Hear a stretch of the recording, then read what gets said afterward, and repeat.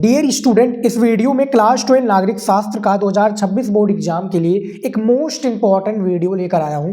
इस वीडियो में मैं आपको नागरिक शास्त्र के सभी महत्वपूर्ण प्रश्न उत्तर बताने वाला हूं जो आपके पेपर में बार बार पूछे जाते हैं। 19 फरवरी को आपका पेपर है। 100% यही सब प्रश्न आएगा जो मैं इस वीडियो में बताऊंगा। और मैं किस टाइप के प्रश्न आपको इस वीडियो में बताने वाला हूँ, यहाँ पर देखिए। बहुविकल्पीय प्रश्न रहेगा जो आपके पेपर में सबसे पहले पूछा जाता है। उसके बाद में अति लघु उत्तरीय प्रश्न, फिर लघु उत्तरीय प्रश्न और दीर्घ उत्तरीय प्रश्न। खास बात यह है कि मैं सभी प्रश्नों का उत्तर बताऊंगा और कुछ ऐसे चुनिंदा प्रश्न लेकर आया हूं जो आपके 19 फरवरी के एग्जाम में 100% पूछा जाएगा। महामैराथन क्लास आज का ये आप सभी के लिए होने वाला है।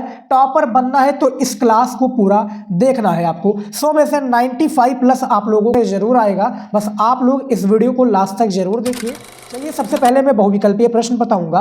पूरे बुक का निचोड़ रहने वाला, इससे बाहर कुछ भी नहीं आने वाला है नागरिक शास्त्र में। चलिए देखते हैं। सबसे पहले आपका जो है बहुविकल्पीय प्रश्न दिया जाएगा और पूछा जाता है बोर्ड एग्जाम में। 10 बहुविकल्पीय प्रश्न आपके रहते हैं नागरिक शास्त्र में। सबसे पहला जो बहुविकल्पीय प्रश्न दिया हुआ है, महात्मा गांधी की हत्या कब की गई थी? बहुत महत्वपूर्ण प्रश्न है। महात्मा गांधी जी की जो हत्या हुई थी आप सभी को पता होगा, 30 जनवरी 1948 को इनकी हत्या हुई थी। नाथू राम गोडसे ने इनकी हत्या की थी। 3 गोली मारकर जो है दिल्ली की बिरला हाउस में इनकी हत्या कर दी थी। तो पहले नंबर का बी ऑप्शन आपका सही हो जाएगा विद्यार्थी। याद रखिएगा, ये सारे पेपर के प्रश्न हैं और वायरल प्रश्न है। अब आ जाइए दूसरे नंबर प्रश्न पर कि रजवाड़ों के शासकों ने भारतीय संघ में विलय के लिए जिस सहमति पत्र पर हस्ताक्षर किए उसे क्या कहा जाता है? तो उसे कहा जाता है इंस्ट्रूमेंट ऑफ एक्सेशन, जिसको हम विलय पत्र के भी नाम से जानते हैं। यहाँ पर आप देखिए विलय पत्र, यानी बी वाला ऑप्शन सही हो जाएगा दूसरे नंबर प्रश्न का। और ऐसे ही स्टूडेंट आपके विकल्प में दिए जाएंगे, 4 विकल्प रहेगा। और ये सारे प्रश्न बहुत महत्वपूर्ण है, काफी चुनिंदा प्रश्न है, यानी काफी रिसर्च से मैं स्टूडेंट में इन सारे प्रश्नों को आपके सामने लेकर आया हूं। तीसरा प्रश्न है, वर्ल्ड सोशल फोरम की चौथी बैठक 2004 में कहाँ हुई थी? WSF वर्ल्ड सोशल फोरम, ये बहुविकल्पीय में इस तरीके से भी प्रश्न आएगा। तो इसका जो चौथा बैठक हुआ था ये आपका मुंबई में हुआ था। मुंबई में 16 जनवरी से लेकर, याद रखिए 16 जनवरी से लेकर ये 21 जनवरी तक चला था आपकी बैठक। यानी ये वर्ल्ड सोशल फोरम की जो चौथी बैठक थी 2004 मुंबई में। ठीक है, तो तीसरे का आपका राइट आंसर कौन सा हो जाएगा? ए ऑप्शन बिल्कुल सही हो जाएगा। 4 नंबर प्रश्न देखिए, पर्यावरण पर स्टॉकहोम सम्मेलन किस वर्ष आयोजित हुआ? तो पर्यावरण जो स्टॉकहोम सम्मेलन है ये जो आयोजित हुआ था ये 1972 में हुआ था। कब हुआ था स्टूडेंट? डेट याद रखिए, 5 से लेकर ये आपका 16 जून तक ये जो सम्मेलन चला था। 16 जून तक ये सम्मेलन चला था और 1972 में ये आयोजित हुआ था। तो 4 नंबर का सी ऑप्शन सही हो जाएगा। 5वां प्रश्न है कि भारत में अनुसूचित जनजातियों की जीवन यापन का मुख्य साधन क्या है? तो देखिए, क्या व्यापार है? व्यापार भी नहीं, ये मजदूरी तो हो जाएगा इसमें, शायद इनमें से कोई नहीं। लेकिन देखिए, खेती बाड़ी या खेती किसानी, जो कि 5वें का सी विकल्प बिल्कुल करेक्ट यहाँ पर बैठता है। तो 5वें का सी राइट आंसर हो जाएगा इस प्रश्न का, इस क्वेश्चन का। 6 नंबर प्रश्न है, सुरक्षा अपने आप में किस प्रकार की धारणा है? तो देखिए, सुरक्षा जो अपने आप में ये भूल भुलैयादार। तो 6 नंबर का सही उत्तर हो जाएगा ए विकल्प, जो है भूल भुलैयादार राइट आंसर हो जाएंगे। और ऐसे ही प्रश्न आएगा और पूरा आप लोगों को देखिए क्वेश्चन बैंक आप ले लिया है, अच्छी बात है। नहीं लिया है तो मैं आपकी तैयारी इसी तरीके से महामैराथन क्लास के थ्रू कराऊंगा। देखिए, ज़्यादा टाइम बचा नहीं हुए, 19 यानी 18 को आपका जो है हिंदी का पेपर है और उसके अगले दिन नागरिक शास्त्र का पेपर है। तो ज़्यादा टाइम आपका बचा नहीं हुआ स्टूडेंट, और तैयारी आप लग जाइए, अच्छे से कीजिए, मेहनत करके कीजिए। 7वां प्रश्न है, जैविक हथियार संधि BWC किस वर्ष हुई? तो ये जो हुआ था ये आपका शायद 1972 में हुआ था। जी हाँ, 7वें का भी ऑप्शन सही हो जाएगा। 10 अप्रैल, डेट याद रखिएगा, 10 अप्रैल 1972 में ये संधि हुई थी BWC की। 8वां नंबर प्रश्न है कि निम्नलिखित देशों में से कौन सा एक सुरक्षा परिषद का स्थायी सदस्य नहीं है? तो सुरक्षा परिषद का जो स्थायी सदस्य नहीं है वो भारत हो जाएगा। ऑप्शन बी विकल्प सही हो जाएगा 8वें नंबर प्रश्न का। 9 नंबर प्रश्न दिया है बहुविकल्पीय का कि विश्व बैंक की औपचारिक स्थापना किस वर्ष हुई थी? तो जो विश्व बैंक की औपचारिक स्थापना हुई थी स्टूडेंट, ये हुई थी आपका जो है 1944 में अमेरिका के ब्रेटन वुमन में। क्या देखिए, ब्रेटन में हुआ था अमेरिका के 1944 में इसकी औपचारिक स्थापना। 9 नंबर प्रश्न का ए विकल्प सही हो जाएगा। 10 नंबर प्रश्न दिया है कि परमाणु प्रौद्योगिकी के शांतिपूर्ण उपयोग और उसकी सुरक्षा से संबंध संयुक्त राष्ट्र संघ की एजेंसी का क्या नाम है? तो इसकी जो एजेंसी का नाम है वो है आपके अंतर्राष्ट्रीय आणविक ऊर्जा एजेंसी, जिसको हम कहते हैं, क्या कहते हैं, IAEA, इसके नाम से भी जानते हैं। 10 नंबर प्रश्न का सही उत्तर हो गया। उसके बाद में 11 नंबर प्रश्न है कि निम्नलिखित में से कौन सा देश दक्षेस का सदस्य नहीं है, यानी इनमें से दक्षेस का सदस्य नहीं है, कौन सा हो जाएगा? क्या भूटान है, मालदीव है, म्यांमार है या श्रीलंका है? तो आपके 11 नंबर प्रश्न का ऑप्शन जो राइट आंसर सी हो जाएगा, म्यांमार हो जाएगा स्टूडेंट, बिल्कुल करेक्ट आंसर। अब आ जाइए 12 नंबर प्रश्न पर। देखिए, आमतौर पर दक्षिण एशिया में कुल कितने देशों को शामिल, यहाँ पर देखिए कुल कितने देशों को शामिल किया गया है। तो देखिए यहाँ पर आमतौर पर जो दक्षिण एशिया की बात की जाए तो यहाँ पर 7 देशों को शामिल किया गया है। तो 12 नंबर का जो है विकल्प डी हो, यहाँ पर हो जाएगा 7। देखिए दक्षिण एशिया में कौन कौन से देश आते हैं, जैसे यहाँ पर देखिए पाकिस्तान जोड़ लीजिए, भारत हो गया, पाकिस्तान, भारत, उसके बाद में नेपाल, उसके बाद में कौन सा हो जाएगा, नेपाल के बाद में आपका भूटान, ठीक है, भूटान के बाद में बांग्लादेश, बांग्लादेश के बाद में आपका श्रीलंका हो जाएगा, ठीक है, श्रीलंका। तो 3 श्रीलंका के बाद में एक म्यांमार भी आप कह लीजिए, ठीक है। तो पाकिस्तान, भारत, नेपाल, भूटान, बांग्लादेश, श्रीलंका और म्यांमार, ये आमतौर पर 7 देश हैं जो आप यहाँ पर देख सकते हो, ठीक है। तो 12 नंबर का डी ऑप्शन सही हो जाएगा। अब आ जाइए 13 नंबर प्रश्न पर कि निम्नलिखित में से कौन सा देश आसियान का सदस्य है। तो कौन सा देश आसियान का सदस्य है यहाँ पर? तो आपका राइट आंसर जो हो जाएगा 13 नंबर प्रश्न का, वो डी हो जाएगा, इंडोनेशिया हो जाएगा राइट आंसर, ठीक है। 13 नंबर प्रश्न का डी विकल्प सही हो जाएगा। अब आ जाइए 14 नंबर प्रश्न पर कि यूरोपीय आर्थिक समुदाय यानी यूरोपियन इकोनॉमिक कम्युनिटी का गठन कब किया गया। तो इसका जो गठन हुआ था ये हुआ था 1948 में, 25 मार्च, और जो गूगल पर दिखा रहा है मैं उसको बता रहा हूँ, 25 मार्च 1957 गूगल पर दिखा रहा है, और जो बुक में दिखा रहा था ये 1948 दिखा रहा था। तब आपके हिसाब से बताइए इन दोनों में से सही विकल्प क्या होना चाहिए, क्या आपका ए हो जाएगा या ऑप्शन बी, ठीक है। आप लोग कमेंट में इसका आंसर दीजिएगा। 15 नंबर प्रश्न है कि निम्नलिखित में से कौन सा देश को ब्लास्टिक गणराज्य के रूप में जाना जाता है। तो ये देश है, ये सभी देश हो जाएंगे, आंसर डी हो जाएगा।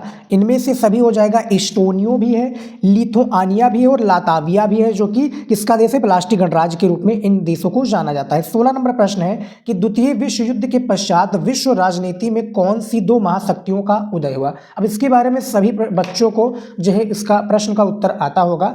इनमें से जो राइट आंसर हो जाएगा 16 नंबर प्रश्न का, वो हो जाएगा सी, सोवियत संघ और संयुक्त राज्य अमेरिका का द्वितीय विश्व युद्ध कब हुआ था। कॉमेंट में आप लोग जल्दी से बता दीजिए, ठीक है। द्वितीय विश्व युद्ध 1945 से शुरू हुआ था। आप कमेंट में बताइए कब तक चला था। 17 नंबर प्रश्न है कि स्वतंत्र भारत में होने वाले प्रथम 3 चुनावों में किस दल का प्रभुत्व रहा है। देखिए पूरे बुक का मैं सारे प्रश्न आपको बताने वाला हूं और हर एक चैप्टर से एक एक 2 प्रश्न को लिया है, जो इंपॉर्टेंट प्रश्न है, जो पेपर में आने वाले प्रश्न है, उनको मैं बात यहाँ पर यानी उनकी मैं बात कर रहा हूँ। तो 17 नंबर जो प्रश्न होगा उसका डी ऑप्शन हो जाएगा, कांग्रेस हो जाएगा स्टूडेंट, बिल्कुल सही विकल्प, 17 का डी ऑप्शन सही हो जाएगा। 18 नंबर प्रश्न है कि संविधान के मूलभूत ढांचे की धारणा का उदय किस मुकदमे में हुआ, इसके बारे में बात करना है आपको। तो ये जो मुकदमा हो जाएगा ये आपका किन मुकदमों में हुआ था। तो देखिए क्या देखिए गोलकनाथ मुकदमा था, या केशवानंद भारती मुकदमा था, या मिनवा मिल्स मुकदमा था, या इंदिरा साहिनी मुकदमा था।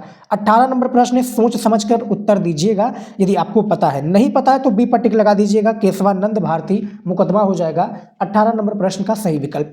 19 नंबर प्रश्न है कि पंचवर्षीय योजनाओं के कार्यकाल में योजना अवकाश का समय है। तो योजना अवकाश का जो समय है ये है 1966 से 1969 तक।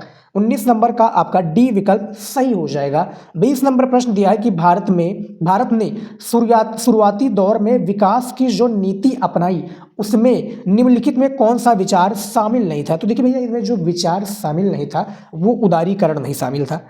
20 नंबर प्रश्न का आपका बी विकल्प बिल्कुल सही उत्तर हो जाएगा, ठीक है। ऐसे ही प्रश्न मैं आपको बताऊंगा और आप लोग वीडियो को लास्ट तक देखिएगा। महामैराथन क्लास है स्टूडेंट, विश्वास रखिए इसमें से आप लोगों का 95% आएगा, बस आप इसको तैयार कर लीजिएगा।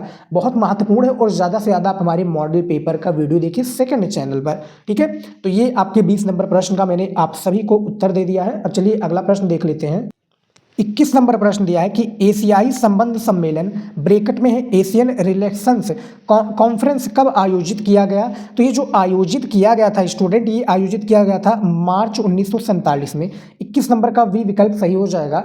अगला प्रश्न देखिए 22 नंबर कि निम्नलिखित में से किसे भारतीय विदेश नीति का मुख्य निर्माता माना जाता है, तो किसको माना जाता है भैया? इनमें से जो सही विकल्प हो जाएंगे वो बी हो जाएंगे, पंडित जवाहरलाल नेहरू हो जाएंगे। यानी 22 नंबर का बी विकल्प सही हो जाएगा। पंडित जवाहरलाल नेहरू को भारतीय विदेश नीति का मुख्य निर्माता माना जाता है और पंडित जवाहरलाल नेहरू भारत के प्रथम प्रधानमंत्री रहे, जो कि 1947 से लेकर 1900 जो है एक प्रकार से 62 तक रहे। 62 या 64 तक यानी 64 में इनकी तो मृत्यु हो गई थी, तो 62 या 64 तक इनकी जो है इन्होंने जो है भारत का कार्यभार संभाला। तो 22 नंबर का बी विकल्प सही हो जाएगा। क्या मैं सही हूँ? कमेंट में बताइएगा। गलत भी हूँ तो भी बताइए, उसको मैं देखूंगा, सुधारूंगा, क्योंकि मुझे ज़्यादा पता नहीं है कि ठीक है जो है भारत के प्रधानमंत्री पंडित जवाहरलाल नेहरू, मुझे इतना याद है कि 1947 से 1964 तक इनका कार्यकाल रहा और 1964 में जो है इनकी मृत्यु हो गई थी। अब कमेंट में बताइए क्या सही हूँ। 23 नंबर प्रश्न है कि वर्ष 1964 से 1966 तक भारत के प्रधानमंत्री कौन रहे? तो देखिए 1964 से 66 तक यहाँ पर बात हो रही है, तो लाल बहादुर शास्त्री हो जाएंगे। लाल बहादुर शास्त्री जी जो है सेकेंड प्रधानमंत्री बने पंडित जवाहरलाल नेहरू के मृत्यु के तत्पश्चात। 24 नंबर प्रश्न है कि कांग्रेसी नेताओं के एक समूह को सिंडिकेट कहा जाता था। इस समूह की अगुवाई करने वाले प्रमुख नेता कौन थे? तो भैया इसकी जो अगुवाई करने वाले नेता थे वो के कामराज थे। यानी आपके 24 नंबर प्रश्न का सी विकल्प बिल्कुल सही हो जाएगा। अब आ जाइए 25 नंबर प्रश्न पर कि इंदिरा इज इंडिया और इंडिया इज इंदिरा नारा किसने दिया? तो ये जो नारा दिया था काफी लोगों को पता भी होगा, DK बरुआ ने दिया था। 25 नंबर का ए ऑप्शन आपका बिल्कुल सही हो जाएगा स्टूडेंट। चलिए अगला प्रश्न देखते हैं।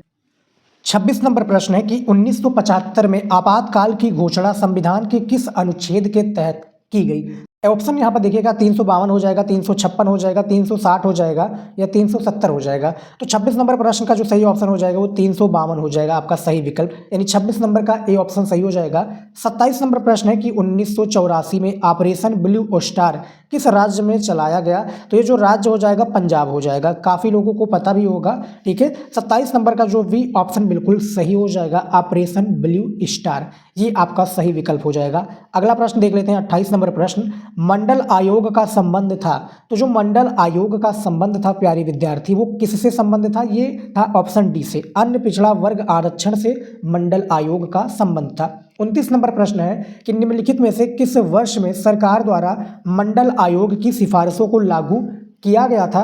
तो ये जो सिफारिशें लागू की गई थी वो कब लागू की गई थी? याद रखिए यहाँ पर डेट याद रखिए, ये आपका 1990 हो जाएगा, यानी 29 नंबर का सी विकल्प जो है सही हो जाएगा इस प्रश्न का। 30 नंबर प्रश्न है और आखिरी प्रश्न इस वीडियो में बहुविकल्पीय का, उसके बाद में अति लघु उत्तरीय प्रश्न आएगा। प्रधानमंत्री राजीव गांधी की हत्या 1991 में, देखिए 1991 में के दौरे के दौरान हुई थी, तो किस दौरे के दौरान हुई थी? तो 30 नंबर का यहाँ पर ऑप्शन भी हो जाएगा, तमिलनाडु के दौरे के दौरान हुई थी। तो यहाँ पर हम लिख देते हैं तमिलनाडु। देखिए प्रधानमंत्री राजीव गांधी की हत्या 1991 में तमिलनाडु के दौरे के दौरान की गई, तो 30वें नंबर का ऑप्शन भी सही हो जाएगा। तो ये 30 बहुविकल्पीय प्रश्न था जो मैंने बता दिया है। अब हमारा आएगा अति लघु उत्तरीय प्रश्न। यहाँ से स्टूडेंट हमारा क्लास 12 नागरिक शास्त्र का महत्वपूर्ण अति लघु उत्तरीय प्रश्न में आपको बताने वाला हूँ, जो पूरे बुक का निचोड़ रहने वाला है और हर एक चैप्टर से लिए गए सारे अति लघु उत्तरीय प्रश्न हैं जो आपके पेपर में हर साल पूछे जाते हैं। बहुत ही महत्वपूर्ण ये वीडियो है आप सभी के लिए, और वीडियो को लास्ट तक देखिएगा, काफ़ी कुछ सीखने को मिलेगा और आप लोग हर एक प्रश्नों का उत्तर अपने मन से भी दे सकते हो। क्लास 12 अति लघु उत्तरीय प्रश्न नागरिक शास्त्र का। चलिए एक एक करके सारे प्रश्नों का उत्तर देख लेते हैं। प्रश्न जो मैं बताऊंगा इसमें बहुत महत्वपूर्ण है, आप लिखना चाहते हैं तो लिख लीजिए, नहीं लिखना चाहते तो कोई बात नहीं, आप यहां पर देखकर समझ सकते हो। देखिए अति लघु उत्तरीय का पहला प्रश्न है कि स्वतंत्र भारत के समक्ष प्रमुख चुनौतियां क्या थी? तो जो स्वतंत्र भारत के समक्ष चुनौतियां थी, या इस तरीके से प्रश्न आएगा कि समक्ष भारत के समक्ष दो चुनौतियों को दर्शाइए, दो चुनौतियों के बारे में बताइए। तो उत्तर है स्वतंत्र भारत के समक्ष मुख्य तौर पर 3 तरह की चुनौतियां थी। सबसे पहला है विखंडित भारत को एकता के सूत्र में बांधना, दूसरा है लोकतंत्र की स्थापना करना, तीसरा है संपूर्ण समाज का विकास करना। ये पहला प्रश्न है अति लघु उत्तरीय प्रश्न। कभी ज़्यादा आपको समझाऊंगा नहीं, मैं डायरेक्ट आपको प्रश्न का उत्तर बताता हुआ चलूंगा। दूसरा प्रश्न है, क्योंकि इसका जो नागरिक शास्त्र में मैं बात करूं अति लघु उत्तरीय प्रश्न की, 10 वाक्य में एक शब्दों यानी 10 वाक्य में एक प्रश्न का उत्तर लिखना होता है, जिसके लिए आपको पेपर में 2 नंबर दिया जाएगा। और ये पेपर में 10 प्रश्न होते हैं अति लघु उत्तरीय प्रश्न का, हर एक प्रश्न के लिए आपको 2 नंबर एग्जामिनर देगा, जिससे कि 20 नंबर इसमें पक्का हो जाता है। दूसरा जो प्रश्न है कि किन्हीं दो ऐसे राज्यों के नाम बताइए जो पहले संघ शासित प्रदेश थे। तो उत्तर है सबसे पहला हो जाएगा अरुणाचल प्रदेश तथा दूसरा है मिजोरम, जो पहले क्या क्या थे, संघ शासित प्रदेश थे। तीसरा प्रश्न देखिए, वैश्वीकरण के कारण भारत में उपलब्ध खाद्य पदार्थों में आए परिवर्तनों में से किन्हीं दो का उदाहरण दीजिए। तो किन्हीं दो का हमें उदाहरण देना है। उत्तर देखिए, वैश्वीकरण के कारण भारत में उपलब्ध खाद्य पदार्थों में आए परिवर्तन के दो उदाहरण इस तरीके से हैं। पहला है पिज्जा एवं बर्गर खाने का प्रचलन, और यहाँ पर देखिए दूसरा है कोको कोला एवं पेप्सी जैसे पेय पदार्थों का प्रचलन। ये वैश्वीकरण के भारत में आए खाद्य पदार्थों में परिवर्तन के दो कारण हैं। ठीक है, आप लोग ज़्यादा से जानकारी के लिए नहीं समझ पा रहे प्रश्न का उत्तर तो वीडियो को रोक कर भी समझ सकते हो स्टूडेंट, आपके लिए समझना जरूरी है, कोई कहीं पर नहीं जा रहा है, वीडियो आपके पास है, जब मन हो जब रोके, जब मन हो जब चलाइए। अब आ जाइए चौथे नंबर प्रश्न पर कि साक्षी संपदा से आप क्या समझते हैं, इसका जी उत्तर देख लेते हैं। और मैं जो सारे प्रश्न बताऊंगा बहुत ही इंपॉर्टेंट प्रश्न है, फालतू के प्रश्न इस वीडियो में मैं आपको नहीं बताने वाला हूँ, ना आपका टाइम वेस्ट होगा ना मेरा टाइम वेस्ट होगा। मैं ऐसे प्रश्न बताऊंगा जो आपके पेपर में आएगा ही आएगा। तो साक्षी संपदा का परिभाषा पूछा जाएगा अथवा करके पूछा जाएगा कि साक्षी संपदा से आज से बताइए, तो इसका उत्तर यही है। उत्तर है कि साक्षी संपदा उन संसाधनों को कहा जाता है जिन पर एक का नहीं बल्कि पूरे समुदाय का अधिकार होता है। संयुक्त परिवार का चूल्हा, चारागाह, मैदान, कुआं या नदी आदि साक्षी संपदा का उदाहरण है। तो इसका परिभाषा आप देख सकते हो कितना अच्छे तरीके से बताया गया है। चलिए अगला प्रश्न देखते हैं। पांचवा प्रश्न है कि वैश्विक उष्मायन के किन्हीं, देखिए उष्मायन के किन्हीं दो दुष्परिणामों का उल्लेख कीजिए। उत्तर है सबसे पहला पृथ्वी के तापमान में वृद्धि तथा दूसरा है समुद्री जल स्तर में वृद्धि। यह है वैश्विक उष्मायन के किन्हीं दो दुष्परिणामों का उल्लेख। अब आ जाइए 6 नंबर प्रश्न पर जो दिया है कि मानवाधिकार के 3 प्रमुख कोटियों के नाम बताइए।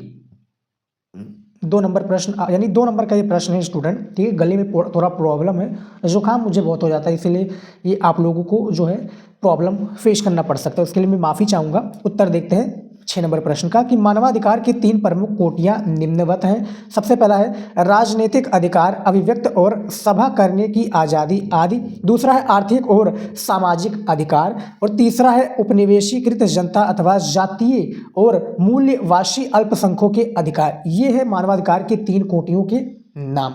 7वां प्रश्न देख लेते हैं। देखिए 7वां प्रश्न है कि सुरक्षा का क्या अर्थ है, इसका परिभाषा देखिए सुरक्षा का अर्थ खतरे से आज़ादी। वर्तमान समय में मनुष्य की सुरक्षा खतरे में है, चाहे वो युद्ध के कारण हो या आतंकवाद के कारण। सुरक्षा के 2 प्रकार हैं, सबसे पहला है बाहरी सुरक्षा और दूसरा है आंतरिक सुरक्षा।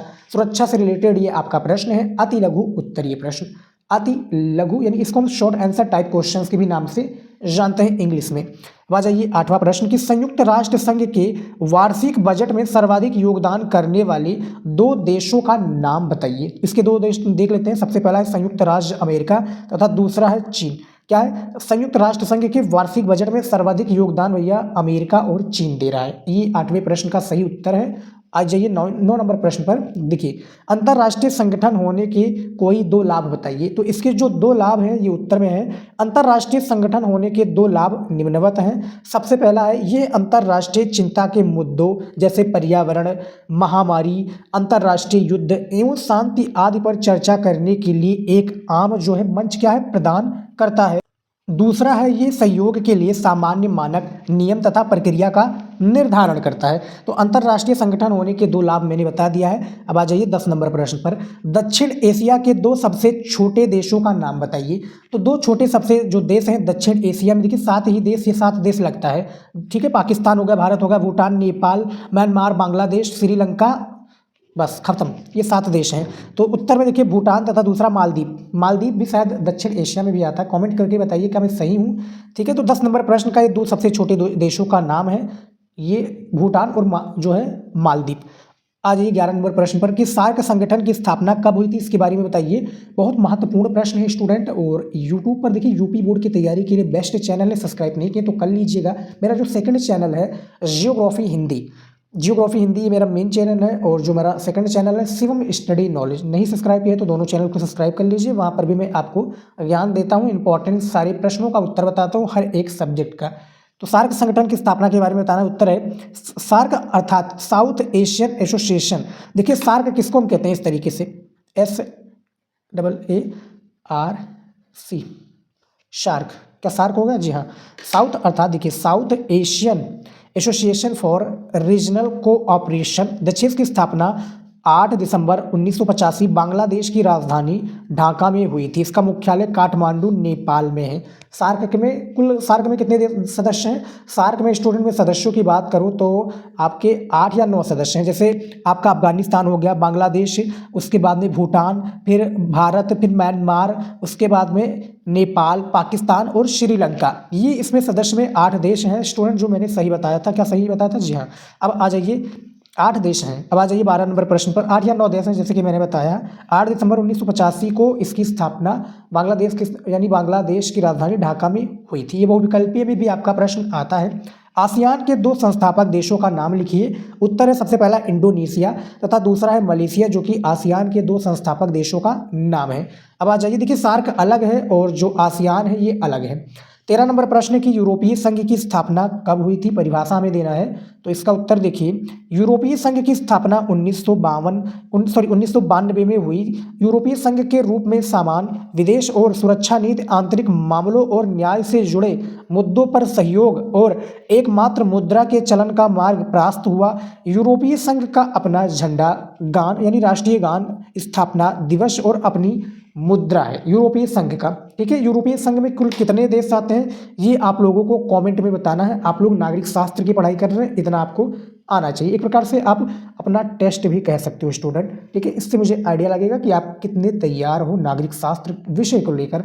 14 नंबर प्रश्न देख लेते हैं। देखिए, पूर्वी यूरोप के उन 2 देशों के नाम बताइए जो विभाजित होकर अलग अलग देश के रूप में जाने जाते हैं या जाने गए। तो उत्तर पहला देखिए चेक गणराज्य तथा दूसरा है आपका स्लोवाकिया। क्या? स्लोवाकिया हो जाएगा। तो ये 14 नंबर प्रश्न का सही विकल्प है, सही उत्तर है। 15 नंबर प्रश्न है कि समाजवादी सोवियत गणराज्य USSR कब अस्तित्व में आया? तो कब अस्तित्व में आया, उत्तर देख लेते हैं। समाजवादी सोवियत गणराज्य USSR रूस में हुई 1917 की समाजवादी क्रांति के बाद अस्तित्व में आया। समाजवादी के आदर्शों और समतामूलक समाज की जरूरत से प्रेरित थी। तो ये कब आया? USSR। इसमें कुल 15 गणराज्य होते थे। ठीक है, जो टूटकर 1991 में अलग हो गए थे, यानी अलग देश बन गए थे। 15 नंबर प्रश्न का सही उत्तर आप देख सकते हो। अब आ जाइए 16 नंबर प्रश्न पर। भारत के पहले चुनाव आयुक्त कौन थे?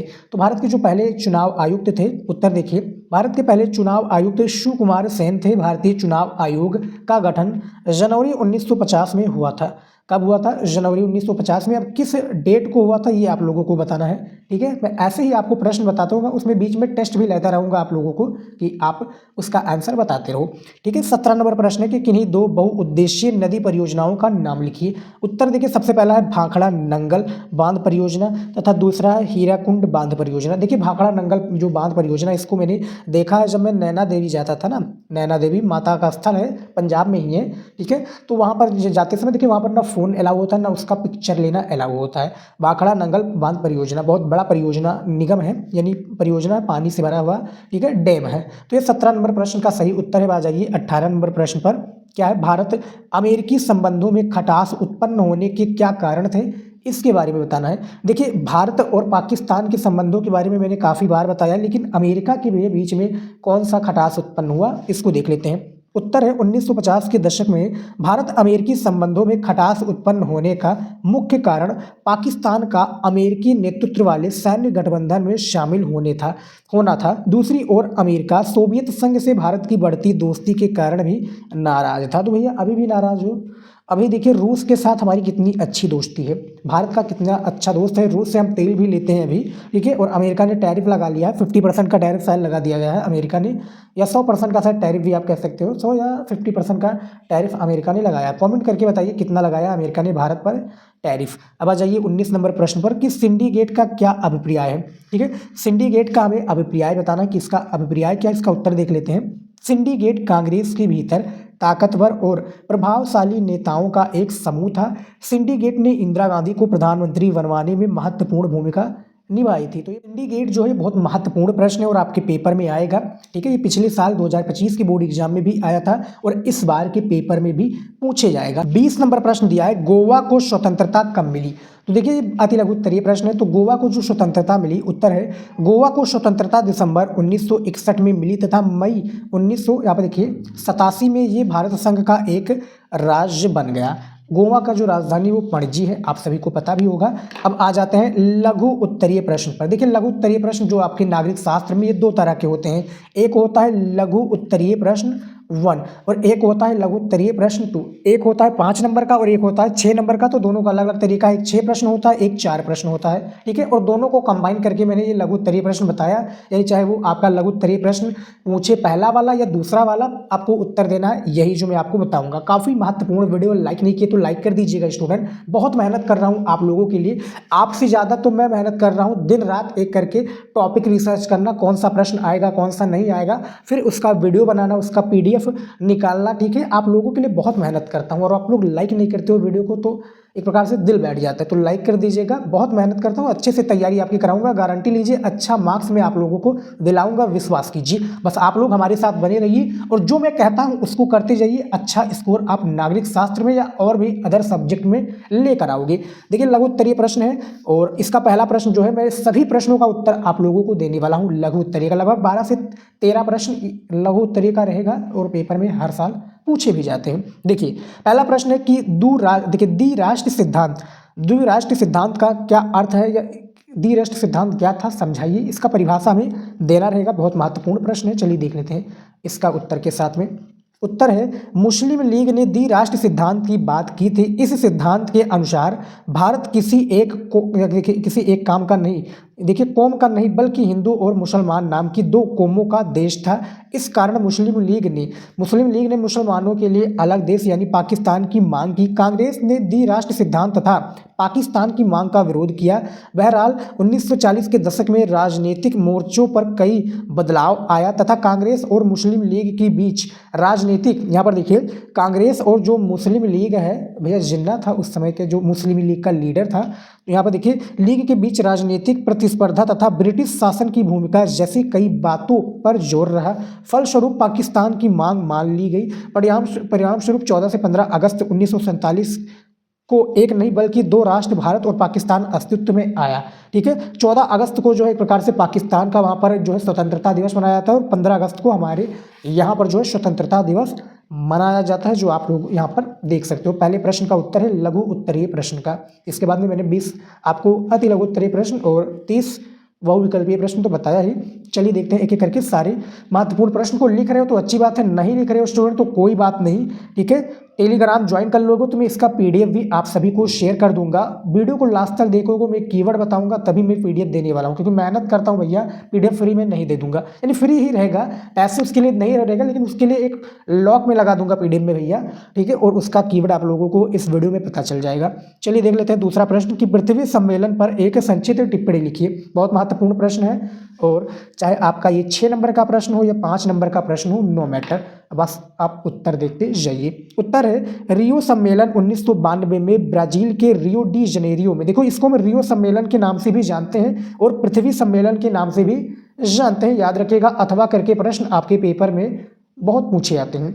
तो रियो डी जनेरियो में आयोजित किया। यह सम्मेलन संयुक्त राष्ट्र संघ का पर्यावरण और विकास के मुद्दे पर केंद्रित था। इसे पृथ्वी सम्मेलन भी कहते हैं। इस सम्मेलन में 170 देशों, हजारों स्वयंसेवी संगठनों और विभिन्न बहुराष्ट्रीय निगमों ने क्या भाग लिया। रियो सम्मेलन के निम्नलिखित परिणाम निकले। प्रश्न इस तरीके से आएगा कि रियो सम्मेलन के निम्नलिखित परिणाम को बताइए। उत्तर तो आपको इस तरीके से देना रहेगा, ठीक है। तो मैं डिटेल से आप लोगों को प्रश्नों का उत्तर दे रहा हूं कि आपका परिभाषा है तो आप वो लिख दीजिए और परिणाम आए तो आप इसको लिख दीजिए। ये आपके 4 पॉइंट के थ्रू बताया गया। पहला है वैश्विक राजनीति के दायरे में पर्यावरण को लेकर एक सटीक रूप दिया। दूसरा है अवर कॉमन फ्यूचर रिपोर्ट छापी गई। तीसरा है विश्व के दक्षिणी हिस्से में औद्योगिक विकास की मांग अधिक प्रबल है और रिपोर्ट में इसी हवाले से चेतावनी दी गई। और चौथा है जलवायु परिवर्तन, जैव विविधता और वानिकी के संबंध में कुछ नियम निर्धारित किए गए। इसमें एजेंडा 21 की या एजेंडा 21 के रूप में विकास के कुछ अन्य स्वरूप भी प्रस्तावित किए गए। अब आप लोगों के लिए प्रश्न इस तरीके से भी आएगा कि एजेंडा जो है 21 क्या है, इसके बारे में बताइए। तो यही भैया है पूरा, यानी आपको क्वेश्चंस जो है यानी प्रश्न जो है घुमा फिरा कर एग्जामिनर पूछ लेगा, लेकिन जो उसका उत्तर रहेगा वो इसी तरीके से रहेगा जो मैं आपको बताया हूँ, यही रहेगा। अब आ जाइए तीसरे नंबर प्रश्न पर। देखिए तीसरा नंबर प्रश्न है शक्ति संतुलन क्या है, कोई देश इसे कैसे कायम करता है, इसके बारे में बताइए। देखिए बहुत डिटेल से मैं आप सभी के लिए उत्तर लेकर आया हूँ, चलिए देखते हैं, ठीक है। अच्छे से बताऊंगा आप लोगों को, हंस खेल कर आप लोगों को और प्यार से समझा कर मैं आप लोगों को पढ़ाऊंगा, जिससे कि दिमाग में फीड हो जाए और आप अपने शब्दों में भी प्रश्न का उत्तर पेपर में लिख पाओ।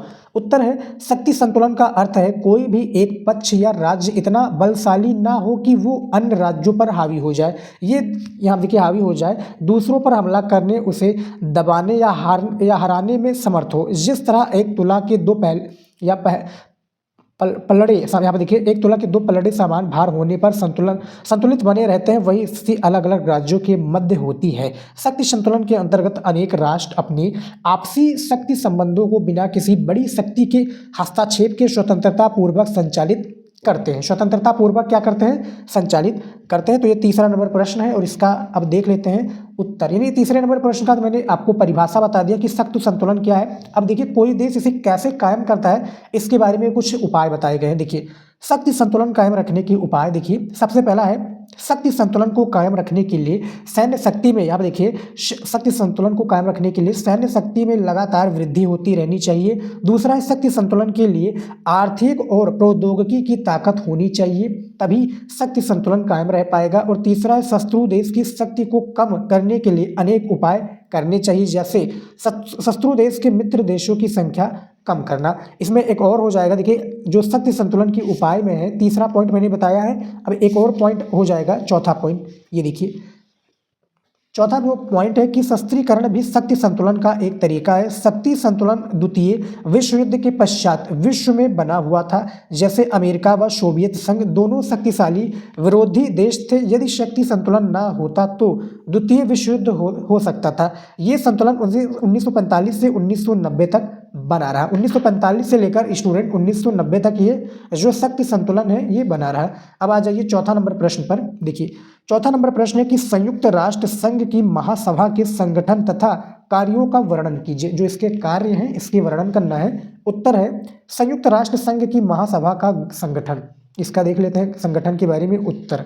देखिए, उत्तर इसका जो दिया हुआ है बहुत डिटेल से दिया गया है। महासभा संयुक्त राष्ट्र संघ का महत्वपूर्ण अंग है। इसे विश्व संसद के रूप में भी जाना जाता है। प्रत्येक सदस्य राष्ट्र को इसमें अपने 5 प्रतिनिधि भेजने का अधिकार है। इसमें जो 5 प्रतिनिधि जो भेजने का अधिकार है, किंतु किसी भी निर्णायक मतदान के अवसर पर उन 5 का केवल एक ही मत जाता है। इस सभा का अधिवेशन वर्ष में एक बार सितंबर माह में होता है। महासभा प्रत्येक अंतर्राष्ट्रीय विषय पर विचार करती है। यहाँ पर देखिए, विचार करती है। साधारण विषयों में निर्णय बहुमत से लिया जाता है, किंतु विशेष विषयों के लिए 2/3 बहुमत की आवश्यकता होती है। भारत की विजय लक्ष्मी पंडित महासभा के अध्यक्ष पद में रहने वाले प्रथम भारतीय महिला थी। प्रथम भारतीय जो क्या थी? महिला थी, भारत की विजय लक्ष्मी पंडित, याद रखिएगा। अब आ जाइए संयुक्त राष्ट्र संघ की महासभा के कार्य। देखिए, अभी तक मैंने संगठन बताया, अब इसके कार्य भी बता सकते हैं, जैसे कि ये पूछा गया है। ठीक है, देख लेते हैं। संयुक्त राष्ट्र संघ की महासभा के प्रमुख कार्य निम्नलिखित है। इसमें देखिए, जो सबसे जो आपका पहला इसमें कार्य है, पॉइंट के थ्रू बताया गया कि ये अपने अध्यक्ष एवं उपाध्यक्ष का चुनाव करती हैं। दूसरा है सुरक्षा परिषद अपने 10 अस्थायी तथा सामाजिक आर्थिक परिषद के 54 सदस्यों तथा अंतर्राष्ट्रीय न्यायालय के न्यायाधीशों का निर्वाचन करती है। और तीसरा है संयुक्त राष्ट्र संघ के बजट को स्वीकृति प्रदान करती है। और यानी तीसरा मैंने आपको बताया। चौथा देखिए, विश्व शांति के लिए आवश्यक विषयों पर सुरक्षा परिषद का ध्यान आकर्षित कराती है। तो ये जो प्रश्न था चौथा नंबर प्रश्न, इसका मैंने बाकायदा आप लोगों को अच्छे से उत्तर बता दिया है, इसके संगठन के बारे में भी और इसके जो कार्य थे उसके बारे में भी। अब अगला प्रश्न देख लेते हैं। पांचवा प्रश्न है कि श्रीलंका के जातीय संघर्ष में किनकी भूमिका प्रमुख है। ठीक है, या श्रीलंका में जातीय संघर्ष किस तरीके से हो रहा है, इसका परिभाषा दीजिए। तो इस तरीके से भी प्रश्न आपके देखिए अथवा करके बहुत सारे प्रश्न होते हैं और उसका जो उत्तर होता है एक ही होता है। प्रश्न किसी भी तरीके से या किसी भी एंगल से पूछे जाएं। उत्तर देखिए, आज़ादी 1948 के बाद श्रीलंका को जातीय संघर्ष का सामना करना पड़ा, जिसकी मांग है कि श्रीलंका के एक क्षेत्र को अलग राष्ट्र बनाया जाए। श्रीलंका की कुल आबादी में 74% सहेली, 13% श्रीलंकाई, तमिल 6% भारतीय मूल के तमिल और शेष कुछ लोग रहते हैं। तमिल धर्म से हिंदू कहलाते हैं और सहेली बौद्ध। आज़ादी के बाद से श्रीलंका की राजनीति पर बहुसंख्यक सहेली समुदायों के हित की या देखिए नुमाइंदगी करने वाली को दबदबा रहा, जो है नुमाइंदगी करने वालों का क्या रहा, दबदबा रहा है। ये लोग भारत छोड़कर श्रीलंका आ बसी एक बड़ी तमिल आबादी के खिलाफ है, एक बड़ी तमिल आबादी के क्या है भैया, ये खिलाफ है। सरकार, यहाँ पे देखिए सरकार ने भी तमिलों के विरुद्ध घोर भेदभावपूर्ण नीति रखी। तमिलों के प्रति उपेक्षा भरे बर्ताव से एक उम्र तमिल राष्ट्रवाद की आवाज़ बुलंद हुई। यहाँ पे देखिए आवाज़ क्या हुई, बुलंद हुई। और 1900 यहाँ पे देखिए 83 के बाद, 1983 के बाद से उग्र तमिल संगठन लिबरेशन टाइगर्स ऑफ तमिल इलम यानी लिट्टे श्रीलंकाई सेना के साथ, यहाँ पर देखिए लिट्टे का एक प्रकार से उदय हुआ। लिट्टे यानी लिबरेशन टाइगर्स ऑफ तमिल इलम श्रीलंकाई सेना के साथ सशस्त्र संघर्ष कर रहा था। इसने तमिल इलम यानी श्रीलंकाई तमिलों के लिए एक अलग देश की मांग की। अंतर्राष्ट्रीय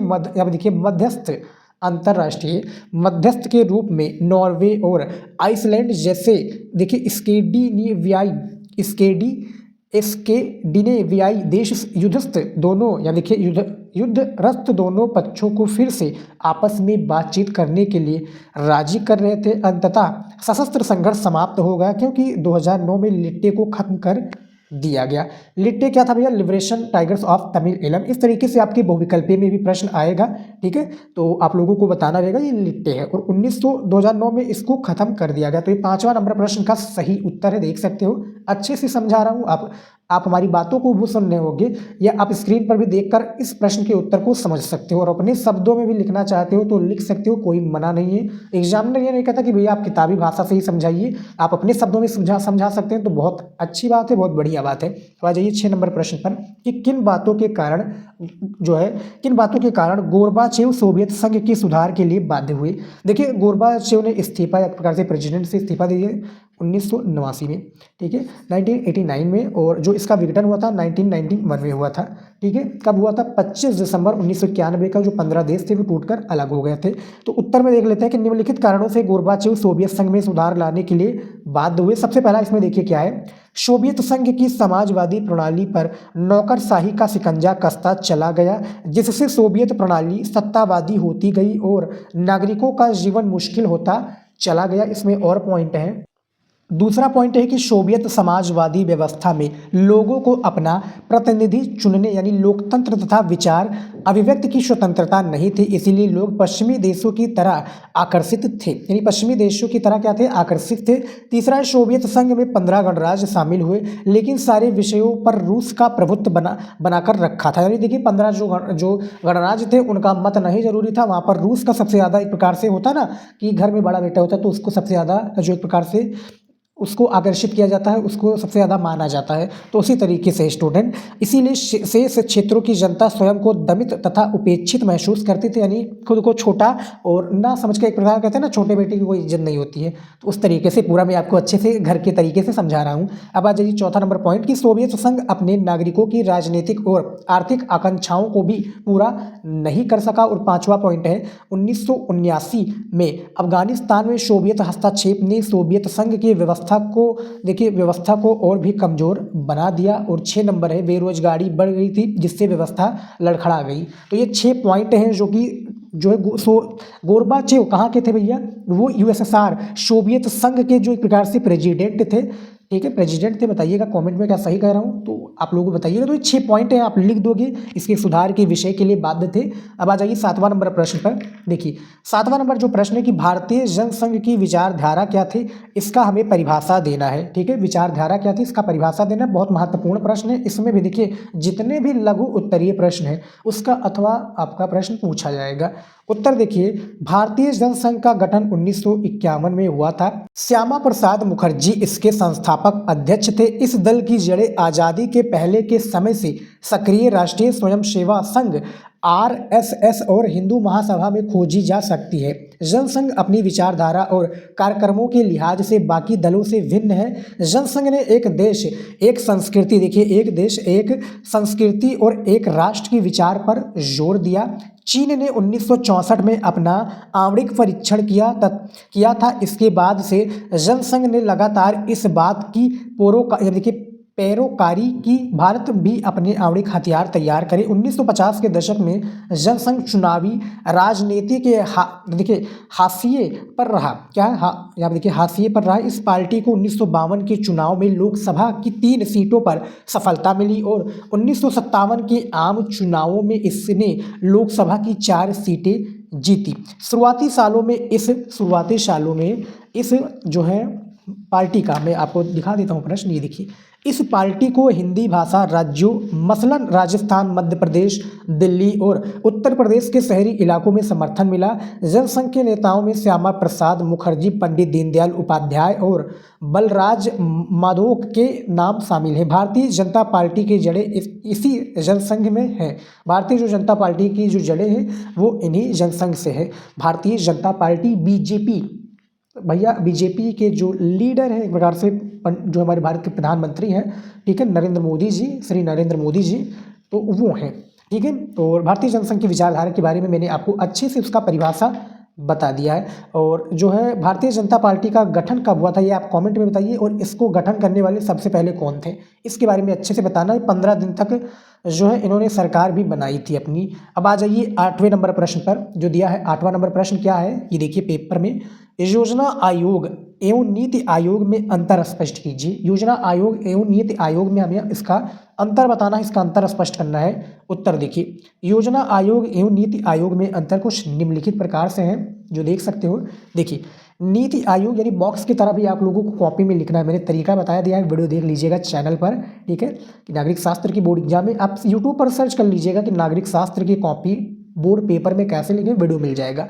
उत्तर है देखिए, सबसे पहले हम नीति आयोग के बारे में बताएंगे, इसमें अंतर बताएंगे। देखिए सबसे पहला इसमें क्या है कि यह एक सलाहकार थिंक टैंक के रूप में कार्य करता है। दूसरा है ये सदस्यों की व्यापक विशेषज्ञता पर विशेषज्ञता पर बल देता है। तीसरा है ये सहकारी संघवाद की भावना पर कार्य करता है क्योंकि ये राज्यों की समान भागीदारी सुनिश्चित करता है। और चौथा है प्रधानमंत्री द्वारा नियुक्त सचिवों को सीईओ के रूप में जाना जाता है। और पांचवा ये बॉटम अप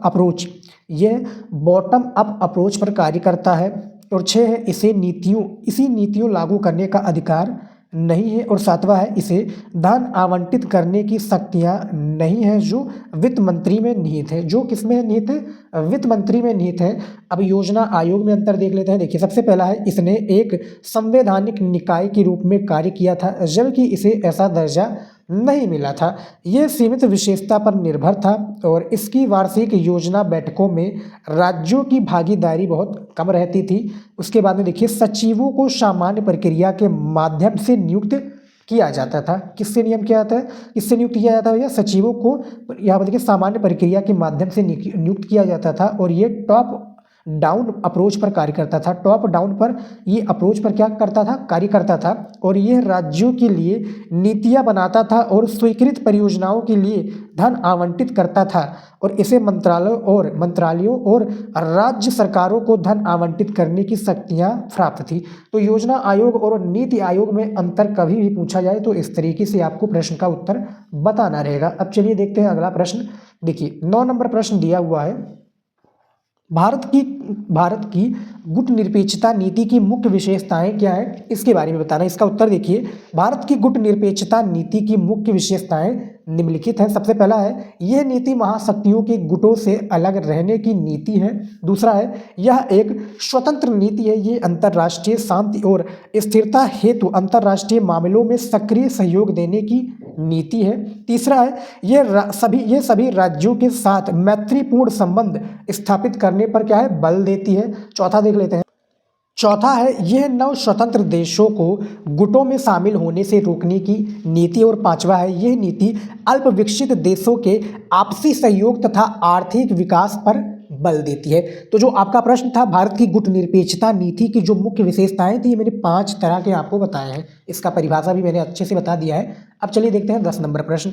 10 नंबर प्रश्न दिया हुआ है प्रिवी पर्स से आप क्या समझते हैं, इसे कैसे समाप्त किया गया इसके बारे में बताना है। बहुत महत्वपूर्ण आपका प्रश्न है। देख लीजिए प्रश्नों को। देखिए पेपर में मैंने आप लोगों के लिए वीडियो में मोस्ट इंपॉर्टेंट मॉडल पेपर का वीडियो बनाया हुआ है, तो वो देख लीजिएगा। उसमें मैंने बताया निर्देश के बारे में। काफ़ी स्टूडेंट होते हैं जो पेपर में निर्देश नहीं पढ़ते हैं। 3 घंटा 15 मिनट जो है पेपर के लिए आपको दिया जाता है। अब देखिए 3 घंटे 15 मिनट में 3 घंटा तो हो गया पेपर को हल करने के लिए, ठीक है। प्रश्नों का उत्तर देने के लिए जो 15 मिनट दिया जाता है बेटा, वो आप सभी के लिए दिया जाता है पेपर को अच्छे से रीड करने के लिए।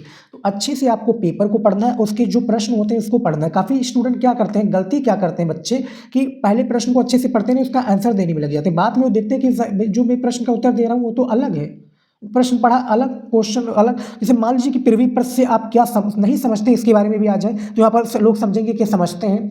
कहीं कहीं पर होता है कि इसकी स्थापना नहीं हुई थी तो सोचते हैं कि हाँ इसकी स्थापना हुई थी। तो इस तरीके से काफ़ी गड़बड़ हो जाता है और आप जो प्रश्नों का उत्तर जानते भी हो तो वो आप लिख कर गलत कर देते हो। इसीलिए कहा गया कि अच्छे से पहले देखिए, सोच समझ कर उसका उत्तर लिखिए। आपको अच्छे से आता है, प्रश्न को पढ़ लीजिए तब उत्तर दीजिए, ठीक है। तभी आप लोगों को अच्छे मार्क्स मिलेंगे। गड़बड़ी कर दोगे भैया तो जो आपको आता भी होगा वो आपका नहीं आएगा, यानी नंबर आपका कट जाएगा। कहने का अर्थ मेरा ये है। तो 10 नंबर मैंने प्रश्न बता दिया, इसका उत्तर चलिए दिखा देता हूँ अच्छे से।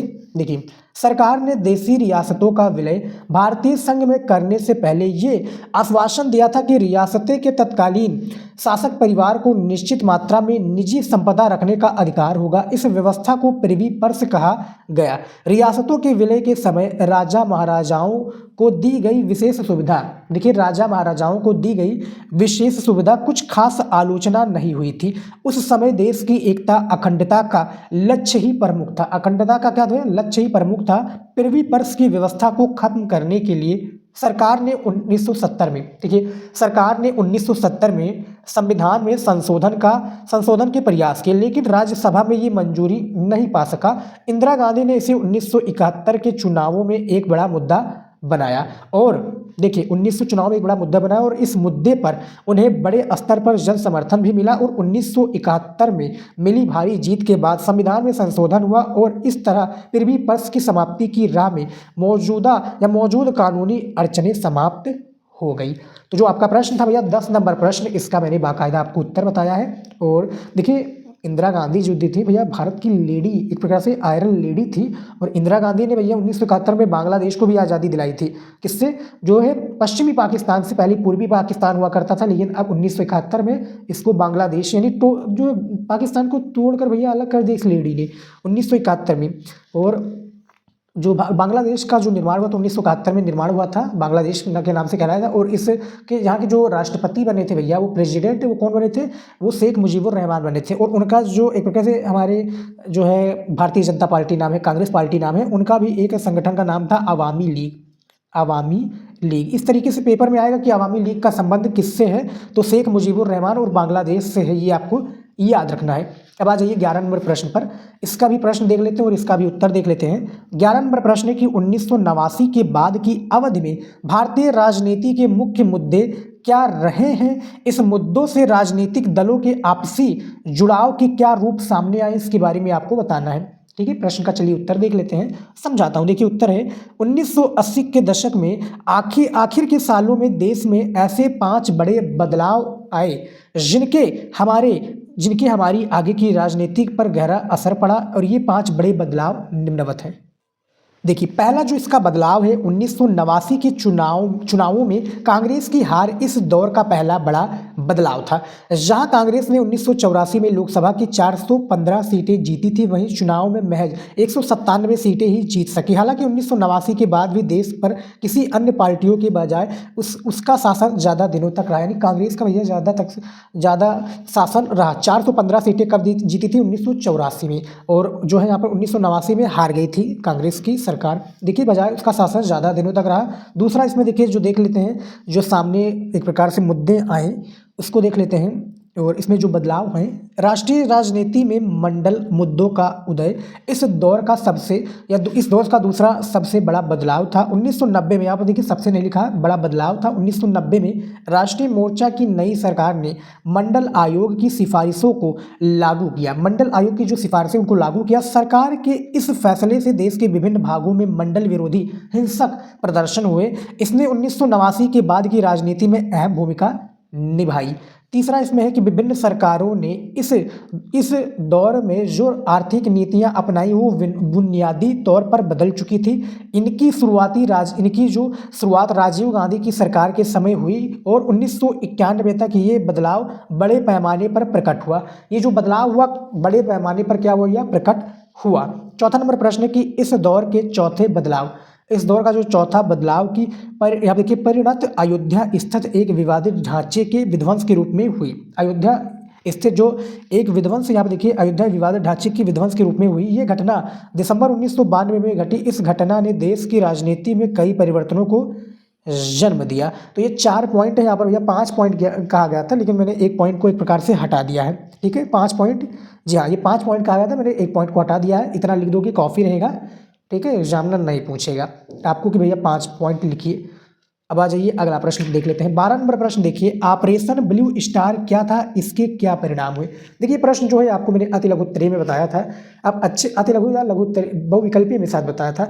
अब चलिए देख लेते हैं ऑपरेशन ब्लू स्टार क्या था, इसके बारे में डिटेल से देख लेते हैं। उत्तर देखिए, 1980 में अकाली दल द्वारा पंजाब तथा पड़ोसी राज्यों के बीच पानी के बंटवारों के मुद्दे पर चलाए गए आंदोलन का नेतृत्व जल्द ही नरमपंथी अकालियों के हाथ से निकलकर चरमपंथी तत्वों के हाथ चला गया और इसने सशस्त्र विद्रोह का रूप ले लिया। उग्रवादियों ने अमृतसर स्थित सिखों के तीर्थ स्वर्ण मंदिर में अपना मुख्यालय बनाया और स्वर्ण मंदिर एक हथियार बंद किले से तब्दील हो गया। जवाबी कार्रवाई करते हुए जून 1984 में भारत सरकार ने ऑपरेशन ब्लू स्टार चलाया। ये स्वर्ण मंदिर में की गई सैन्य कार्रवाई का कूट नाम था। इस सैन्य कार्रवाई में ऐतिहासिक स्वर्ण मंदिर को क्षति भी पहुंची। इससे सिखों की, यहाँ पर देखिए, सिखों भावनाओं को गहरी चोट लगी। इससे जो सिख थे भैया, इनको भावनाओं की गहरी चोट लगी। इस सैन्य अभियान को भारत से बाहर बसे अधिकतर सिखों ने अपने धर्म विश्वास पर हमला माना। इन बातों से उग्रवादी और चरमपंथी समूहों को और बल मिला। कुछ और यहाँ पर देखिए त्रसाद घटनाओं ने पंजाब की समस्या को एक जटिल रास्ते पर खड़ा किया। प्रधानमंत्री इंदिरा गांधी की 31 अक्टूबर 1984 को उनके आवास के बाहर उन्हीं के अंगरक्षकों यानी भैया बॉडीगार्डों ने अंगरक्षकों ने हत्या कर दी। ये अंगरक्षक सिख थे और ऑपरेशन ब्लू स्टार का बदला लेना चाहते थे। ऑपरेशन जो ब्लू स्टार का था भैया, बदला लेना चाहते थे। यहाँ पर देखिए पूरा जो मामला मैं आपको बता दूं, जो ऑपरेशन ब्लू स्टार जो चलाया गया था वो किसके लिए चलाया गया था। जो भैया एक प्रकार से जो कह सकते हो जो वहाँ पर मुसलमान थे, या एक प्रकार से मैं आपको अच्छे से समझा देता हूँ। ठीक है, सिखों की भावनाओं को किस तरीके से सेट जो है एक प्रकार से देखिए, उग्रवादी ने अमृतसर स्थित जो सिख का मंदिर है भैया, आप लोगों को पता होगा स्वर्ण मंदिर जिनको कहा जाता है। ठीक है, जिस पर हम रुमाल बांध कर जाते हैं, और अमृतसर में स्थित है, बहुत बड़ा मंदिर है, सिखों का मंदिर है भैया। वहाँ पर लंगर भी बहुत अच्छे तरीके से लगता है, लाखों लोगों को वहाँ पर खाना खिलाया जाता है। तो स्वर्ण मंदिर 1984 उस समय की जो प्रधानमंत्री थी हमारी इंदिरा गांधी जी थी, और स्वर्ण मंदिर में भैया जब वहाँ पर उग्रवादियों ने अपना स्थान बना लिया, अपना एक प्रकार से रहन सहन बना लिया, तो भारत सरकार को वहाँ पर एक प्रकार से हमला करना पड़ा। और उससे जो सिख मंदिर में कुछ यानी टूटे फूटे और वहाँ पर कुछ क्षति पहुँची सिख मंदिर को, जिससे कि उनके जो भैया जैसे कि हमारे राम मंदिर है, राम मंदिर पर भैया काफ़ी विवादित हुआ, और राम मंदिर इतना प्रिय है। ठीक है, उसके ऊपर बाबरी मस्जिद, और इसका बड़ा एक प्रकार से वो था मुसलमानों और हिंदुओं के बीच में। ठीक है, तो वैसे ही सिखों के बीच में था, तो सिखों ने भैया क्षति देखा और उसको अपने ऊपर हमला समझा। ठीक है, उनकी भावनाओं को ठेस पहुँचा, और ठेस पहुँचने के तत्पश्चात उन्होंने कहा कि भैया प्रधानमंत्री इंदिरा गांधी जी ने ये सारी चीज़ें कराई हैं ऑपरेशन ब्लू स्टार, और उसका बदला लेना चाहते थे। और उनके जो 2 अन्य आरक्षक थे भैया प्रधानमंत्री इंदिरा गांधी जी के यानी बॉडीगार्ड, उन्होंने भैया दिल्ली में उनकी हत्या कर दी थी 31 अक्टूबर 1984 को। ठीक है, रास्ते से बाहर निकल रहे थे भैया, दोनों ने गोली मारकर हत्या कर दी। ठीक है, तो ये 12 नंबर प्रश्न का मैंने अच्छे से आप लोगों को उत्तर बता दिया है, लघु उत्तरीय प्रश्न का। अब चलिए मैं आप लोगों को दीर्घ उत्तरीय प्रश्न बता देता हूँ। देखिए दीर्घ उत्तरीय प्रश्नों की मैं बात करूँ, यहाँ पर ये क्लास 12 नागरिक शास्त्र का दीर्घ उत्तरीय प्रश्न है। नागरिक शास्त्र कक्षा 12 नागरिक शास्त्र का भी आप प्रश्न कह सकते हो। दीर्घ उत्तरीय प्रश्न सहित उत्तर में आप लोगों को बताने वाला हूँ। काफ़ी महत्वपूर्ण ये आपका प्रश्न रहने वाला है, प्रश्न सहित उत्तर बताऊंगा, और आप लोगों को यहाँ पर 8 नंबर दिया जाएगा एक प्रश्न के लिए, दीर्घ उत्तरीय प्रश्न का उत्तर बताने के लिए। चलिए एक एक करके सारे महत्वपूर्ण प्रश्न का उत्तर देख लेते हैं। 1 नंबर प्रश्न है, यानी दीर्घ उत्तरीय प्रश्न से शुरू में हम स्टार्ट करेंगे 1 नंबर प्रश्न करके। सोवियत प्रणाली की प्रमुख विशेषताओं का उल्लेख कीजिए। ठीक है, बहुत महत्वपूर्ण प्रश्न है, सोवियत प्रणाली से रिलेटेड उत्तर देख लेते हैं। उत्तर है समाजवादी सोवियत गणराज्य रूस में हुई सन 1917 की समाजवादी क्रांति के बाद अस्तित्व में आया। सोवियत प्रणाली की प्रमुख विशेषताएं निम्नलिखित थी। सबसे पहला है सोवियत राजनीतिक प्रणाली की धुरी कम्युनिस्ट पार्टी थी। क्या थी? कम्युनिस्ट पार्टी थी। इस दल का सभी संस्थाओं पर गहरा नियंत्रण था। इस दल का जो सभी संस्थाएं थे उनका क्या नियंत्रण था? गहरा नियंत्रण था। दूसरा है सोवियत आर्थिक प्रणाली योजनाबद्ध एवं राज्य के नियंत्रण में थी। तीसरा है सोवियत संघ में समाप्ति पर राज्य का स्वामित्व एवं नियंत्रण था। चौथा है सोवियत संघ की संचार प्रणाली बहुत उन्नत थी। इसके दूर दराज के क्षेत्र भी आवागमन की सुव्यवस्थित एवं विशाल प्रणाली के कारण आपस में जुड़े हुए थे। आपस में क्या थे भैया? जुड़े हुए थे। और पांचवा देखिए, सोवियत संघ के पास विशाल ऊर्जा संसाधन थे जिनमें खनिज तेल, लोहा, उर्वरक, इस्पात व मशीनरी आदि शामिल थे। मशीनरी क्या थे भैया? आदि शामिल थे। तो ये दीर्घ उत्तरीय प्रश्न के यहाँ पर देखिए 5 पॉइंट बताएं, इसमें 2 पॉइंट और यहाँ पर जोड़ दीजिएगा सोवियत प्रणाली की विशेषताओं में।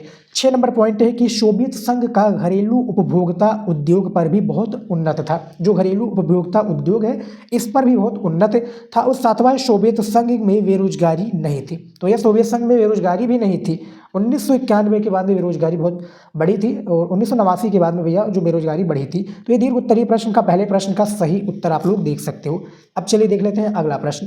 देखिए दूसरा जो प्रश्न दिया हुआ कि एक ध्रुवीय विश्व में संयुक्त राष्ट्र संघ की भूमिका एवं देखिए प्रासंगिकता का उल्लेख कीजिए। तो उत्तर देख लेते हैं। देखिए थोड़ा बड़ा आपको उत्तर लग सकता है क्योंकि आपका ये दीर्घ उत्तरीय प्रश्न है और 8 नंबर भैया इसमें आप लोगों को दिया जाएगा, तो आपको प्रश्न का उत्तर भी अच्छे से लिखना पड़ेगा। देखते हैं, चलिए उत्तर मैं आपको बता देता हूँ एक एक करके और ध्यानपूर्वक देखिएगा। देखिए उत्तर है संयुक्त राष्ट्र संघ के ढांचे और प्रक्रियाओं में सुधार से कुछ देशों को ये उम्मीद भी बंधी रही कि इन बदलावों में संयुक्त राष्ट्र एक ध्रुवीय विश्व जहां अमेरिका सबसे ताकतवर देश है और उसके कोई गंभीर प्रतिद्वंदी भी नहीं कारगर ढंग से काम कर पाएगा।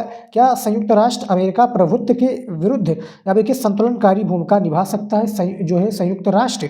तो इसके बारे में था, क्या ये संगठन शेष विश्व और अमेरिका के बीच संवाद कायम करके अमेरिका को अपनी मनमानी करने से रोक सकता है? इसमें ये है। उसके बाद में इसमें देखिए और है कि अमेरिका की वित्तीय ताकत बेजोड़ है। यह भी एक तथ्य है कि संयुक्त राष्ट्र अमेरिकी भू क्षेत्र में स्थित है और इस कारण भी अमेरिका का प्रभाव इसमें बढ़ जाता है। अमेरिका अपनी इस ताकत के बल पर शेष विश्व में फूट डाल सकता है और डालता है ताकि उसकी नीतियों का विरोध मंद पड़ जाए यहाँ पर बताया गया है उस पर देखिए मंद पड़ जाए। पर संयुक्त राष्ट्र के जरिए 190 राष्ट्रों को एक साथ नियंत्रण किया जा सकता है। जहां तक शेष के विश्व की बात है तो उसके लिए संयुक्त राष्ट्र ऐसा मंच है जहां अमेरिकी रवैया और नीतियों पर कुछ अंकुश लगाया जा सकता है। यह बात सही है कि वॉशिंगटन के विरुद्ध शेष विश्व शायद ही कभी एकजुट हो पाता है और अमेरिका की ताकत पर अंकुश लगाना एक हद तक असंभव है। लेकिन इसके बावजूद संयुक्त राष्ट्र की वह जगह जहां अमेरिका के किसी खास रवैया और नीति की आलोचना की सुनवाई हो और कोई भी रास्ता निकालने तथा रियासत देने की बात कहीं सोची जा सके। तो ये है भैया 2 नंबर प्रश्न का उत्तर। थोड़ा बड़ा लग रहा होगा तो बड़ा है ही भैया, अच्छे से मैं आपको समझाऊंगा यहाँ पर नहीं, मैं आपको केवल प्रश्न का उत्तर बता दूंगा। वीडियो बहुत लंबा हो रहा है, 1 घंटे का शायद वीडियो हो भी चुका होगा। ठीक है, चलिए देख लेते हैं तीसरा नंबर प्रश्न। बहुत महत्वपूर्ण प्रश्न, इसका उत्तर भी आप लोग तैयार कर लीजिएगा। देखिए बुक में जो होता है इसका उत्तर दीर्घ उत्तरीय प्रश्नों की मैं खासकर बात कर रहा हूँ, इसका उत्तर बहुत बड़े में दिया जाएगा। इतने में नहीं हमें उसका उत्तर देना होता है, बुक के हिसाब से नहीं देना है। आप लोगों को निर्देश में जब पेपर देने जाओगे या मॉडल पेपर के वीडियो में आप देखे होंगे कि मैं निर्देश के बारे में बताता हूँ और वहाँ पर बताया जाता है कि दीर्घ उत्तरीय प्रश्न का उत्तर इतने शब्द से लेकर इतने शब्दों में देना होता है। तो उतने में ही दीजिएगा, आपको मिलेगा उतना नंबर, यानी 8 नंबर ही मिलेगा, ज़्यादा नंबर में नहीं मिलेगा। 500 शब्दों का भी लिख दीजिए, मिलेगा तो आपको 8 नंबर। ठीक है, आप कोई खास नहीं हो, सभी बच्चे खास हैं। और आप लोगों के लिए देखिए मार्क्स डिसाइड है, 100 नंबर का पूर्णांक उससे ज़्यादा नहीं दे सकता एग्जामिनर। वो 200 नंबर यानी 120 नंबर का तो पूर्णांक कर नहीं सकता, सबके लिए यही है। तो आप लोगों को उसी पूर्णांक के दायरे में रहना, जितना पूछा गया उतना ही दीजिए, टाइम बचेगा और अभी प्रश्नों को आप हल कर पाओगे। चलिए देखते हैं तीसरा प्रश्न। तीसरा प्रश्न है, नीति आयोग के उद्देश्यों एवं कार्यों का संक्षेप में वर्णन कीजिए। परिभाषा देना है अच्छे से।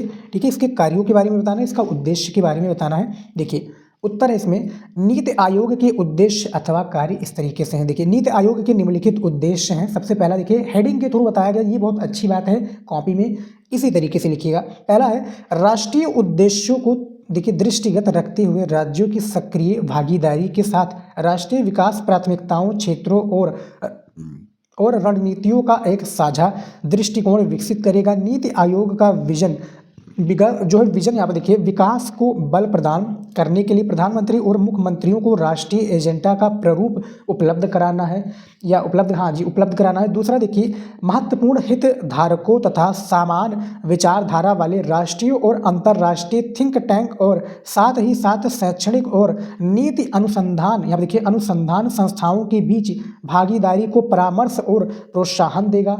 उसके बाद में तीसरा पॉइंट देखिए यहाँ पर जो दिया हुआ है, तीसरा पॉइंट क्या है, राष्ट्रीय और अंतर्राष्ट्रीय विशेषज्ञों या देखिए प्रैक्टिशनरों तथा अन्य हितधारकों के सहयोगात्मक समुदाय के जरिए ज्ञान नवचार उद्यमशीलता सहायक प्रणाली तैयार करेगा। चौथा है विकास के एजेंडे के कार्यान्वयन में तेजी लाने के क्रम में अंतर क्षेत्रीय और अंतर विभागीय मुद्दों के समाधान के लिए एक मंच प्रदान करेगा। अब देखिए एक मंच प्रदान करेगा। और पांचवा है सशक्त राज्य ही सशक्त राष्ट्र का निर्माण कर सकता है। इस तथ्य की महत्ता को स्वीकार करते हुए राज्यों के साथ सतत आधार पर संरचनात्मक सहयोग की पहल और तंत्र के माध्यम से सहयोगपूर्ण संघवाद को बढ़ावा देगा। और 6 नंबर पर है ग्राम स्तर पर विश्वसनीय योजना तैयार करने के लिए तंत्र विकसित करेगा और इसे निरंतर उच्च स्तर तक पहुंचाएगा। तो ये भैया 6 पॉइंट हैं जो कि नीति आयोग के उद्देश्यों को दर्शाते हैं। अभी मैंने नीति आयोग और जो है योजना आयोग के बारे में उसका अंतर भी बताया है लघुत्तरीय प्रश्न में, वो देख लिया है आप लोगों ने। ठीक है, यहाँ तक देखिए जो वीडियो देख रहे हैं बहुत अच्छे से, बहुत टॉपर स्टूडेंट है भैया, और यहाँ तक जो वीडियो देखे बहुत कम लोगों के पास ये जो है पेशेंस होता है, धैर्य होता है, और आप लोगों के पास है। तो विश्वास कीजिए आप उन बच्चों में से हैं जो भैया ऊंचाइयों तक पहुँचना चाहते हैं और अच्छे स्कोर करना चाहते हैं, अपने पेरेंट्स को, अपने माँ बाप को जो है एक प्रकार से प्राउड फील कराना चाहते हैं अच्छे मार्क्स के, क्लास में सबसे टॉपर या क्लास में नंबर 1 आप ही रहो। ठीक है, माँ बाप को जब देखते हैं कि बच्चे हमारे जो है सक्सेसफुल हो रहे हैं, सफलतापूर्वक परीक्षाओं में पास हो रहे हैं, अच्छे अंक लेकर आ रहे हैं, तो भैया वो बहुत खुश होते हैं, दिल से बहुत खुश होते हैं स्टूडेंट, ये याद रखिएगा। तो ये तीसरे नंबर प्रश्नों का मैंने उत्तर दे दिया है। चलिए देख लेते हैं चौथा प्रश्न कैसा है। चौथा प्रश्न दिया है दीर्घ उत्तरीय प्रश्न का कि द्रविड़ आंदोलन भारत के क्षेत्रीय आंदोलनों में सबसे ताकतवर आंदोलन था, समझाइए। परिभाषा देना है आपको, अच्छे से समझा देना है भैया ये दीर्घ उत्तरीय प्रश्न को। चलिए उत्तर के साथ में अच्छे से हम आपको समझाते हैं। देखिए उत्तर है द्रविड़ आंदोलन भारत के क्षेत्रीय आंदोलनों में सबसे ताकतवर आंदोलन था। इसे आंदोलन के एक बहुत ही लोकप्रिय नारे का हिंदी रूपांतरण इस प्रकार है, उत्तर हर दिन बढ़ता जाए, दक्षिण दिन दिन घटता जाए। भारतीय राजनीति में ये आंदोलन क्षेत्रीयतावादी भावनाओं की सबसे पहली तथा सबसे प्रबल अभिव्यक्त था। यद्यपि आंदोलन के नेतृत्व वर्ग के एक हिस्से की यहाँ पे देखिए आकांक्षा एक स्वतंत्र द्रविड़ राष्ट्र निर्माण की थी, तथापि आंदोलन ने कभी भी सशस्त्र संघर्ष की राह नहीं अपनाई। जो सशस्त्र संघर्ष है इसकी राह नहीं अपनाई। नेतृत्व द्वारा अपनी मांग बढ़ाने के लिए सार्वजनिक बहसों तथा चुनावी मंच का ही प्रयोग किया। द्रविड़ आंदोलन का नेतृत्व तमिल समाज सुधारक ई.वी. रामास्वामी नायकर पेरियर के हाथों में था। इस आंदोलन द्वारा एक राजनीतिक संगठन द्रविड़ कड़गम का सूत्रपात हुआ। इसके पश्चात यहाँ पर देखिए इसमें थोड़ा और है, अच्छे से बताऊंगा भैया।